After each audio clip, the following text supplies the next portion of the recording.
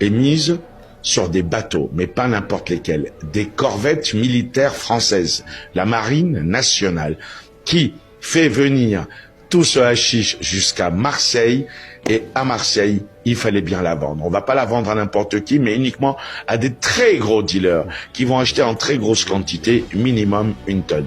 Vous achetez minimum 1 tonne, vous êtes protégé par les stupes, la police, la gendarmerie, les douanes, la justice, l'armée, jusqu'au plus haut sommet de l'Élysée. Ainsi va la vie. L'État français est bel et bien le premier importateur et dealer de drogue. Cela rapporte des milliards, c'est une économie parallèle. Bien sûr, les petits tombent. Les concurrents en go fast à droite, à gauche, il faut les avoir dans le viseur parce que cet argent est le monopole unique et exclusif de l'État français. De Mitterrand à Macron, ça n'a fait que s'empirer.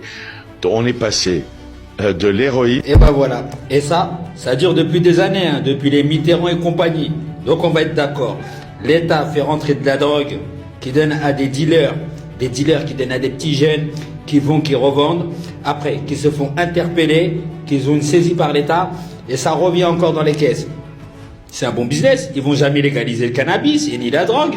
Ils seront perdants dedans. Vous voyez pas? Et dans tout ça, ils en prennent un peu pour eux-mêmes. Et le reste, ils vous disent qu'ils le comptent dans le PIB de la France, dans le produit intérieur brut de la France. C'est une dinguerie quand même, hein. Mais voilà, ce sont eux les premiers dealers. Donc, s'ils accepteraient pas, il y aurait rien en bas. S'il y a en bas, c'est qu'il y a en haut. Donc, concentrez-vous au plus haut sommet de l'État. C'est une dinguerie quand même.